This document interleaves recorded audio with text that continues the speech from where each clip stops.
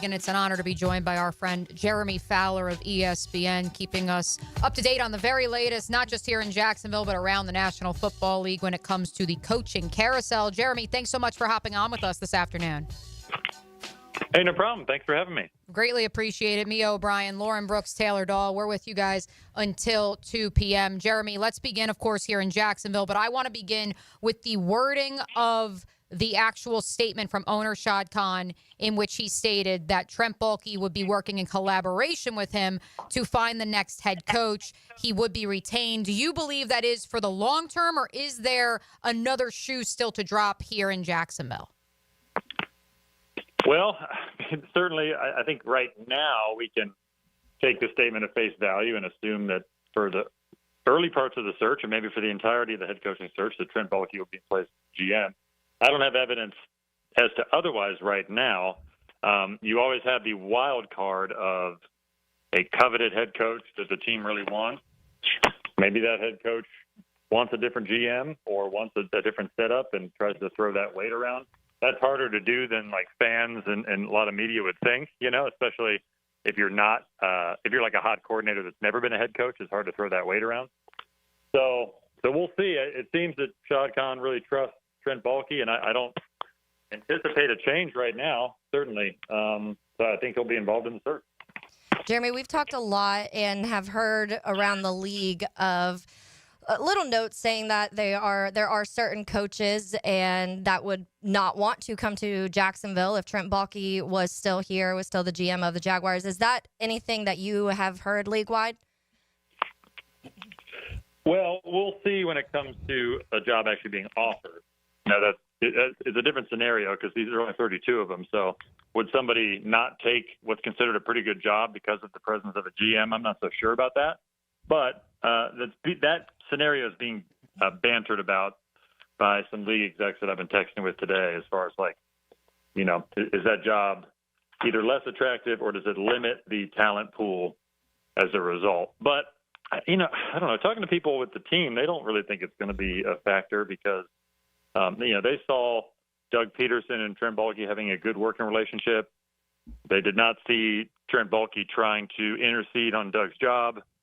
It seemed like they all had defined roles and were happy with it. So, I didn't sense a lot of discord. It's just the product was bad this year.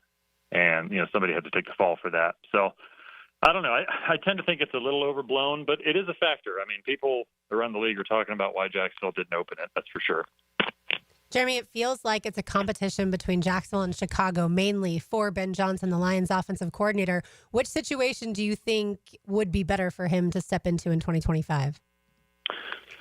Well, I think he's going to be selective. You've heard that word in association with him, in part because he can be. Like, it's been stressed to me again, hey, he could very well stay in Chicago. He does not have to take a job. I think Jacksonville will request an interview for him. I think Jacksonville will be looking at creative offensive minds to maximize Trevor Lawrence. So Ben Johnson will be probably number one on that list. And, you got guys like Tampa's Liam Cohen, Buffalo's Joe Brady, some others that will fit that bill. So I do think there'll be a theme. They know they got to get the best out of Trevor and the offense and get that going again. So yeah, we'll see. But I think Jacksonville, you could make an argument, is the best job because you're playing in a weaker division. You have pieces. You have a quarterback. You've spent on players that can play. And it's just maybe the roster was a little oversold. A lot of people thought it was a playoff roster, and then it clearly was not this year. But there's enough to work with to win games. So all that being said, you could argue it's better than Chicago or New England. You could also argue those are maybe better because of tradition, and they've won for a long time in New England. Well, maybe not as much Chicago, but they at least have tradition there. They have won in the past. The Chicago roster is pretty good. New England's roster, not so much, but at least you have a young quarterback in Drake May that's attractive. So you can make a case for all three of those. Jeremy Fowler of ESPN is our guest on the Garber Automall Hotline. You can find him on X at JFowlerESPN. Jeremy, you mentioned obviously those three young offensive-minded head coaches. I know my reporting has reflected as such. The Jaguars will look for a young offensive play caller, someone who will call the plays as head coach. I am curious, though, and I've thrown this name out now a couple of times throughout the course of the last 2 weeks. The name Todd Monken, is that one that you also would put in that pool even if he is 56 years old? Additionally, maybe some other names that Jaguar fans can keep an eye out for the head coaching vacancy here in Duval. Todd's interesting because he's done a great job. He's had a great 4-year run between 2 national championships at Georgia and now Lamar Jackson going on 2 straight MVPs. So he's going to get looks, I expect. Does the age play a factor? Maybe for some. I don't know that anybody would admit that, but it certainly could be. Sometimes the newer, younger toys are more attractive to teams, But he's been in the interview circuit before. And he has been considered a good interview from the other teams I've talked to when he talked to the Jets and the Packers in the past. The Panthers last year, I believe, he acquitted himself well. So, I'd be surprised. I think he could get a look in Jacksonville, especially because he used to coach there. He has ties there. So I could see it. Those 3 names I mentioned, those are 3 that I had heard. Brady, Cohen, and Johnson are on the radar for sure. Jeremy, and another part of this statement, and kind of as this Shad Khan announced the news about Trent Baalke, part of that also said that there'll be a little bit of a change when it comes to the pecking order, and whoever is hired will report directly to Shad. And so what exactly does that mean to you, and what does that say for who they are looking at, just having a little more freedom, not having to report to Trent? What does that tell you? That's interesting. I think it depends on the perspective as to whether you want that. I mean, if a head coach wants more collaboration directly with the GM and then they both go to the owner, that can be a comfort zone for others. And if you're a established candidate, like a former head coach, like I think of Mike Vrabel, you probably want to report directly to the owner, I'm guessing. It really just depends on the situation, depends on the experience of the candidate.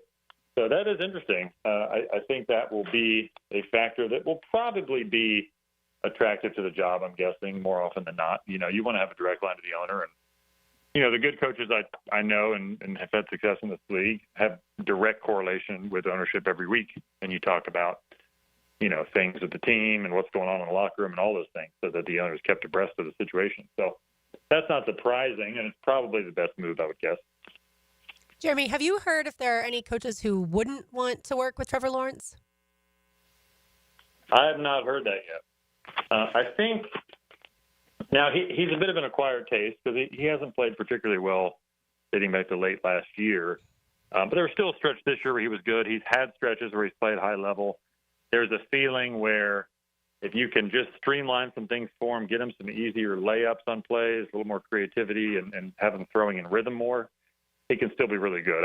The league has not given up on Trevor Lawrence by any stretch. Some think maybe he was a little overhyped at the end of it, but he's still largely considered a top half quarterback. So we're talking top 16. And look, there's that first year where Doug Pederson was probably more involved in the plays and the play calling of the offense than he was the last 2. Trevor was really good, in that playoff run that they made. So there's something to be said if you get some new ideas in there, new offensive mind, he can take off. Wrapping up with Jeremy Fowler of ESPN on the Garber Auto Mall hotline. Jeremy, as we look around the National Football League on this Black Monday, certainly New England a bit of a surprise. I'm curious, when you look around the league, do you immediately say, hey, I know that the interview process will play out, obviously, in all 6 or 5 right now vacancies, but is there anyone where you say, hey, this is a logical landing spot for insert candidate here, and in turn, that name could be off the board for Jacksonville? Well, certainly a lot of the dots are being connected between Mike Vrabel and the Patriots, his old home where he played 8 years. There's a belief in some league circles that that's the job he wants. So if that is indeed the case and that's who they want, then that would take one of the best candidates off the board. There seems to be a little bit of a song and dance between Ben Johnson and Chicago. Does that happen? Certainly, if they zero in on him and they can make that happen, that takes another top candidate off the board. A lot of links between the New Orleans Saints and Aaron Glenn and where he goes. So that could be a factor there, although I think the New York Jets will be on the table for him as well. So those are considered largely the top 3 candidates. And then you go from there. And look, there are going to be some wild cards. Mike McCarthy with Dallas could be available. Pete Carroll's out there. So there are enough good candidates. I don't know if there are enough great candidates. I think that's part of the problem this year. All right, Jeremy, we really appreciate your time today. And certainly Jaguars fans out there love the insight. Oh, I know. Should be fun. Well, hey, thanks so much. Appreciate you having me.